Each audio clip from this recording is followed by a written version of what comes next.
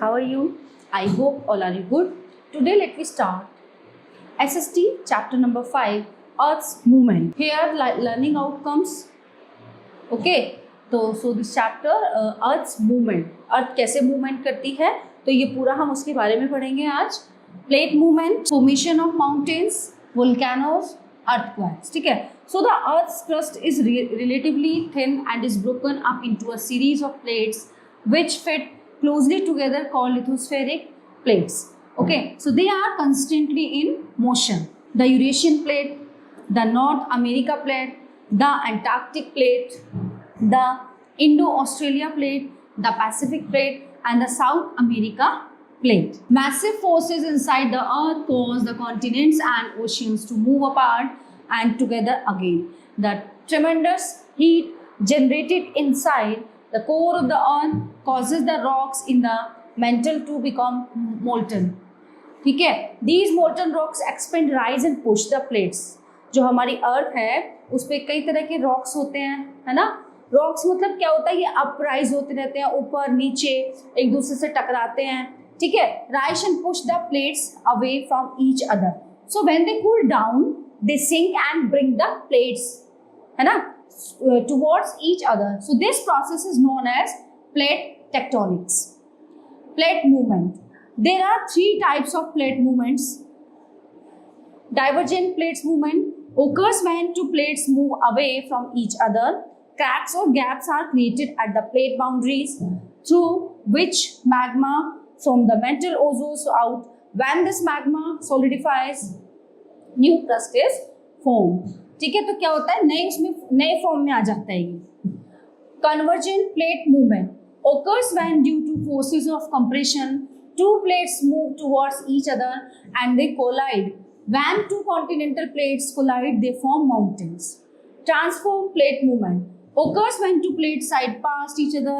A tremendous friction occurs which leads to devastating earthquakes. Formation of mountains.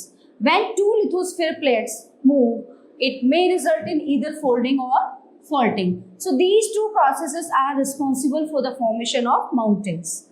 Next one is folding.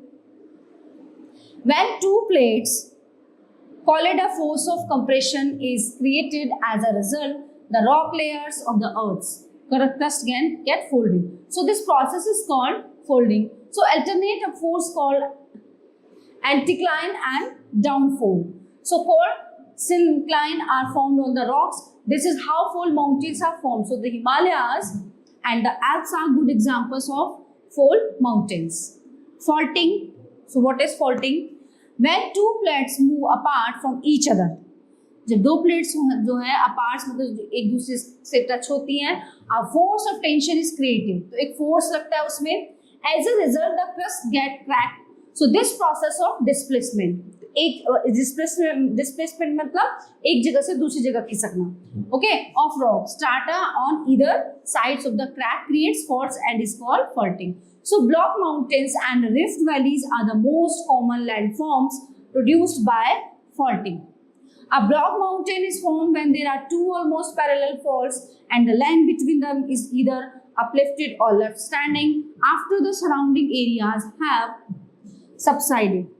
The Vindhya and the Satpura ranges in India are examples of block mountains. So a rift valley is formed when the central block of land between 2 almost parallel faults sinks down. So the Great Rift Valley of Africa is the best example of a rift valley. So the Narmada Valley in India, lying between the Vindhya and the Satpura ranges, is also a rift. Volcanoes can be simply defined as an opening in the Earth's crust through which molten material comes out from the interior of the Earth. So this material consists of lava, ash, hot molten rock, steam, gas and solid rock particles. The opening of the volcano is called a vent. So a conical mountain may be formed around it. So crater of the volcano is a funnel shaped basin surrounding the. On the basis of nature and frequency of eruptions, volcanoes are classified into 3 types: active volcanoes, dormant volcanoes and extinct volcanoes. Okay, so number 1, active volcanoes. Active volcanoes or living volcanoes, they erupt frequently and hurl out gases, ashes, lava and rocks. A belt of such active volcanoes are found around the Pacific Ocean and is called the Ring of Fire. So, some famous active volcanoes are Mount Etna in Italy and Buran Island in the Andaman Sea, India. Dormant volcanoes. Dormant volcanoes are those volcanoes which have not erupted from a long period. They are also termed as sleeping volcanoes. Mount Vesuvius in Italy is a dormant volcano. Extinct volcanoes. Extinct volcanoes are inactive and therefore called dead volcanoes. So, Kilimanjaro in Africa and Rainier in the USA. ठीक है, दो volcano है, Kilimanjaro and Rainier in the USA are examples of extinct volcano. So, calders are lakes which are formed from extinct volcanoes. Distribution of volcanoes. Most of the world's active and dormant volcanoes are located in two distinct belts. So, number one, the Circum-Pacific Belt. It encircles the Pacific Ocean. It is also known as Pacific Ring of Fire. Most of the volcanoes are located in the Andes of South America and the Rockies of North America. The Mid-World Mountain Belt. It consists of the extinct and dormant volcanoes that lie among the Mediterranean Sea. The world's most beautiful volcanic mountain, Fusiyama in Japan, is under this belt. Earthquakes. Earthquakes are vibrations that move through the earth and over its surface. They are caused by disturbances that originate and inside the earth. Sudden movements deep beneath the surface like the rupture of rocks and the collision of tectonic plates. So release an enormous amount of energy in the front form of seismic or shock waves. So these seismic waves travel to the surface and cause earthquakes. The seismograph is an instrument that detects and records the intensity of earthquake waves. So, the magnitude, severity of an earthquake is indicated by a number on the Richter scale. If an earthquake measures below 4 on the Richter scale, it is considered as a mild tremor. Okay, so if it is above 4 and below 6, it is considered a moderate tremor.